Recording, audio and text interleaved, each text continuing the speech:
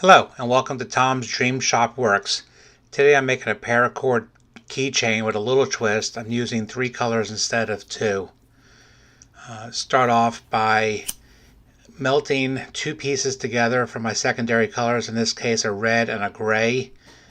This is standard 550 USA made paracord.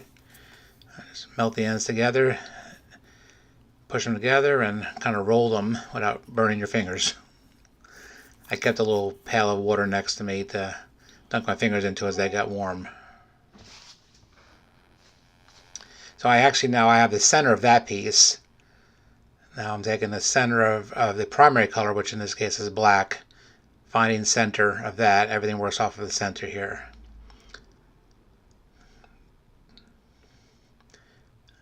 Show there that I've got it centered. A little 1-inch key ring. This is a little Z shape that you make. The big thing here, since I'm using 2 colors, is to keep the seam right in the middle of what's going to be the inside of the keychain, key fob. So easy to do. Hold my center point on the key ring and place it right over my seam. So this is going to be a square design. So once I keep center, I go underneath the single strand and up through the loop. Pull it out. Again, everything's on keeping centered. If you're only doing 2 colors, this is not quite as important because you're going to have some extra material left over in the end. But I'm trying to keep that seam underneath the loop that's going to be holding the key ring in shape. Second black one under the single up through the loop, and pull it. Just keep working a little bit at a time to keep it centered as I tighten the strings up. Here I'll pull through the gray and the red here in just a moment. Not quite centered over the joint, you can see it there.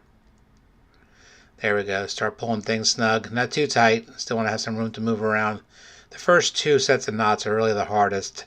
Once that, you kind of lock down, and then it goes pretty easy from there. Flip it over. You can kind of see the little checkerboard shape here that we're going for.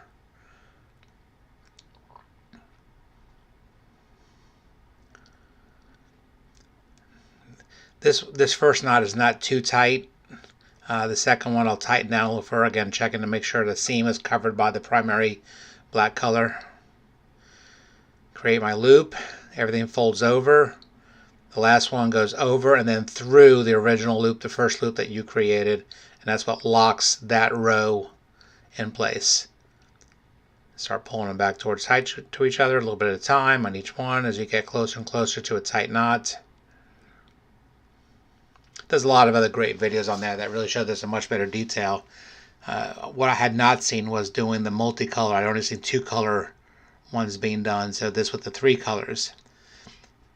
I'm part of a motorcycle owners group, and our colors for our owners group are black, gray, and red. So I make these key fobs for the group, sell them to them at about cost, and then they make a couple of bucks on them and the members buy them. It's kind of cool that people are buying the key fobs that I'm making. The company that I buy the paracord from is out of Atlanta. They're called Board Paracord, which is really a great name. Good customer service, good products. I've always enjoyed dealing with them. I'm not a paracord nut, just on a few odds and end things, just something to keep me busy. Once I get the length I want, cut it to within about, I guess, 1/8 of an inch or 3/16 of an inch from the edge. And then we're going to melt the ends from fraying. I put my finger on the opposing side to keep it from pushing through when I flatten it with the lighter so it doesn't push through the knot. The purpose of these are going to, as keychains, not as survival cord, so I'm not worried about my lengths of my cords. Again, obviously with that seam on that one, there's 2 2-foot pieces and 1 4-foot piece. I'm not sure if there's a lot you can do with that. So to keep these intact and keep them working well, after I seam the 4 pieces, cut them and heat seal them, I'm actually going to go for a couple of drops of a thin super glue, which will wick into the paracord and lock everything in place.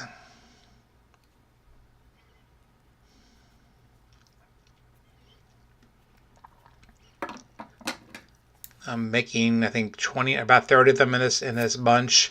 So I'll get a bunch of them with the first 2 knots set up on them, and then I'll bring them in front of the TV or just in front of the computer watching another YouTube video or something, and then just start kind of working through them kind of mindlessly, leaving them all with the ends open, and then once I get them, then I'll bring a bunch into the here and cut them, seal them, and then hit them with the super glue, or a CA or cyanoacrylate as its more technical term is. I already want to get a couple of drips in each one. You can kind of see it soaking in. Off camera, I'm spraying it with a quick shot of accelerator just to dry it real quick. And also at the top, right where the seam is, under the main black, I hit it with just a couple of drops on each side. Just again, that's probably the weak point of the whole chain, is the seam of the gray and red pieces there. So, a couple of drops keeps them together from being banged around as they're flying around in the wind on the motorcycle or in the pocket of someone's jeans. And this is the 3rd batch I've made for this group. I think I made 10 the first time, maybe 15 the second time, and I decided that I would just do a bunch this time so I wouldn't have to do it again anytime soon. And I think I ended up with 29 of them that I sent them out. Just a little close up on the ring. You can see the knots. There you go. I hope you enjoyed. If you did, please consider liking and subscribing. Have a great day.